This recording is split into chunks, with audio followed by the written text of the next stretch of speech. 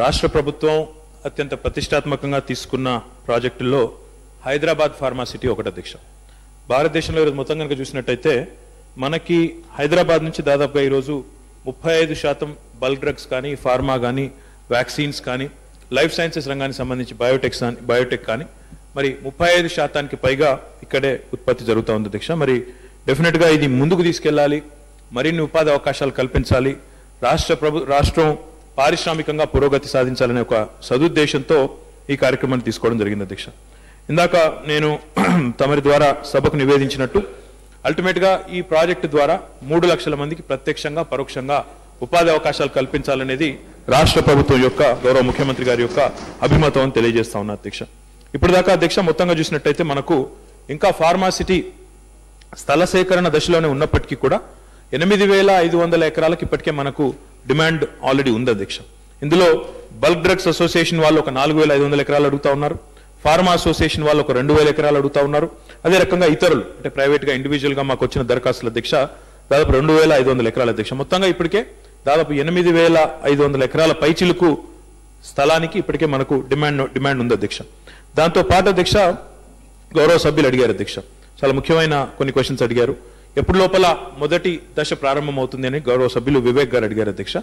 2018 చివరి కల్లా మరి ఈ ఫార్మాసిటీ మొదటి దశను ఆపరేషనలైజ్ చేయాలనేది రాష్ట్ర ప్రభుత్వం యొక్క ఫేజ్ 1 ఆపరేషనలైజ్ చేయాలనేది రాష్ట్ర ప్రభుత్వం యొక్క ఆలోచన అధ్యక్ష.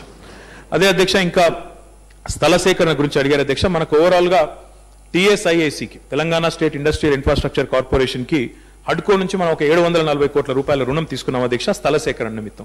అందులో ఇప్పటికే మనకు 350 కోట్లు మనకు వచ్చింది అధ్యక్ష.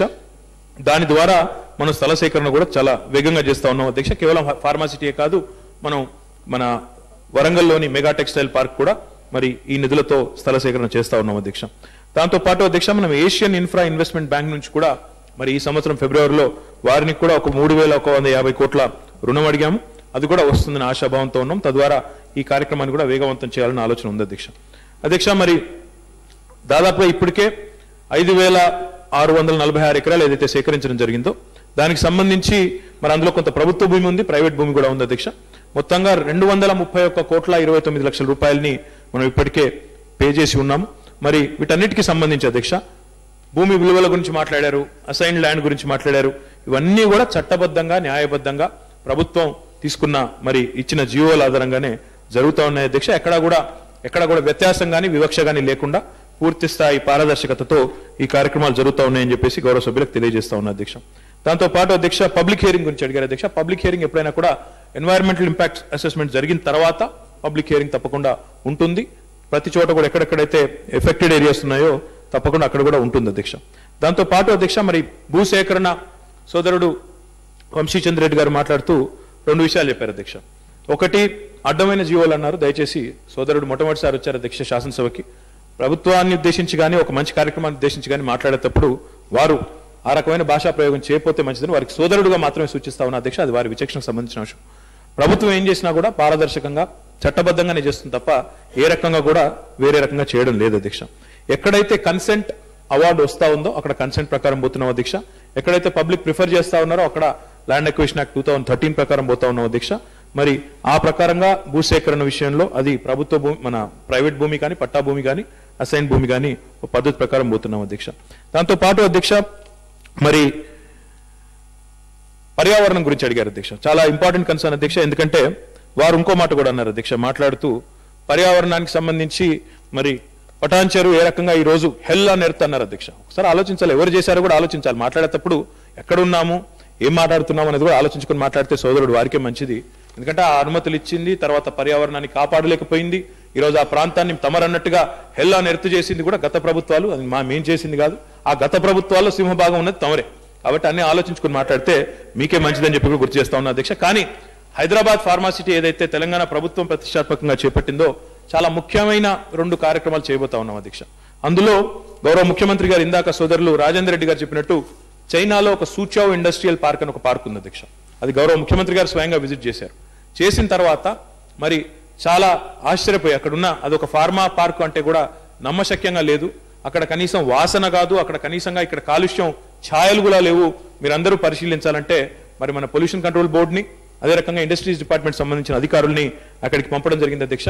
పంపి దాన్ని అధ్యయనం చేయించాము. తదనంతరం నేను కూడా ఒక బృందాన్ని తీసుకొని సింగపూర్లోని టువాస్ ఇండస్ట్రియల్ సిటీ అని ఒక సిటీకి కూడా వెళ్ళాను.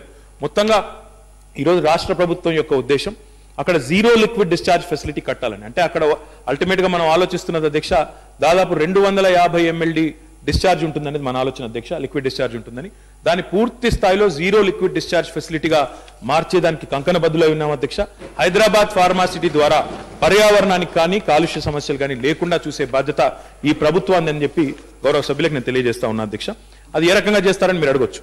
కామన్ ఎఫ్లూయెంట్ ట్రీట్మెంట్ ప్లాంట్ అధ్యక్ష ఇప్పటికే ప్రాథమికంగా సమావేశాలు జరిగినాయి అధ్యక్ష.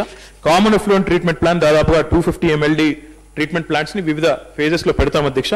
పెట్టి మరి దాని ఆధారంగా ఒకవైపు జీరో లిక్విడ్ డిశ్చార్జ్ చేయడమే మాత్రమే కాకుండా సాలిడ్ వేస్ట్ డిశ్చార్జ్ విషయంలో కూడా ఎక్కడ కూడా ఎలాంటి ఇబ్బంది లేకుండా చేసే బాధ్యత కూడా ప్రభుత్వం తీసుకుంటుందని చెప్పి కూడా తెలియజేస్తూ, ఈ కార్యక్రమంలో నిజానికి ప్రగతిశీల పురోగమనశీల ఆలోచన కాబట్టి నిజానికి స్థానిక శాసనసభ్యులు ముందుండి మీరు సహకరించి స్థానిక రైతాంగానికి ఒకవేళ న్యాయం జరగడం లేదు భూసేకరణ విషయంలో అంటే మీరు ప్రభుత్వంతో మాట్లాడి ఒప్పించే ప్రయత్నం చేయాలి. కానీ ఈ రకమైన అసంబద్ధమైన వాదనలు తీసుకొచ్చి మంచి కార్యక్రమానికి విఘాతం కలిగించే కార్యక్రమం ఎవరు చేసినా అది వాంఛనీయం కాదు అధ్యక్ష. ఈ వేదిక ద్వారా గౌరవ శాసనసభ్యులు మరి కిషన్ రెడ్డి గారు చెప్పారు అధ్యక్ష, మంచిరెడ్డి కిషన్ రెడ్డి గారు, మరి కొంతమందికి అన్యాయం జరుగుతా ఉందన్నారు. తప్పకుండా ఆ విషయంలో ప్రభుత్వం అవసరమైతే పునఃసమీక్ష చేయడానికి కూడా వెనకాడబోమని చెప్పి కూడా వారికి తెలియజేస్తా ఉన్నాను. గౌరవ సభ్యులు వంశీచంద్ర రెడ్డి గారి కాన్స్టిట్యున్సీలో కూడా 4000 ఎకరాలు పైచిలుకుపోతుందన్నారు. అక్కడ ఏమైనా సేకరణలో సమస్యలుంటే, భూసేకరణలో సమస్యలుంటే తప్పకుండా దాన్ని ప్రత్యక్షంగా అవసరమైతే మళ్ళీ మీతో కూర్చుని ఆ సమస్యను కూడా సార్ట్అవుట్ చేస్తాం అధ్యక్ష. గౌరవ సభ్యులు మరి కృష్ణారెడ్డి గారు చెప్పారు అధ్యక్ష, వారి కాన్స్టిట్యున్సీలో కూడా ఈ 3 శాసనసభ్యులు ఎవరి నియోజకవర్గాల్లోనైతే ఈ ఫార్మాసిటీ రాబోతా ఉందో అధ్యక్ష, మరి ఇంత పెద్ద ప్రాజెక్ట్ వచ్చేటప్పుడు సహజంగానే కొన్ని సమస్యలు ఉంటాయి అధ్యక్ష. కొంతమంది నిర్వాసితులు ఉంటారు, దానివల్ల ఉత్పన్నమయ్యే సమస్యలు ఉంటాయి. ఉపాధి కల్పనలో కూడా మరి సింహభాగం వారికే వచ్చే విధంగా ఏ గ్రామాల్లో అయితే నిర్వాసితులు అవుతా ఉన్నారో వారికే ఉపాధి కల్పనలో కూడా అవకాశాలు వచ్చే విధంగా చేయడం ప్రభుత్వం విధి.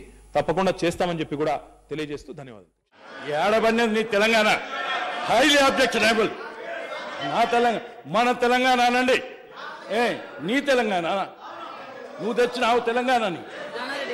It's absolutely very highly objectionable అధ్యక్ష.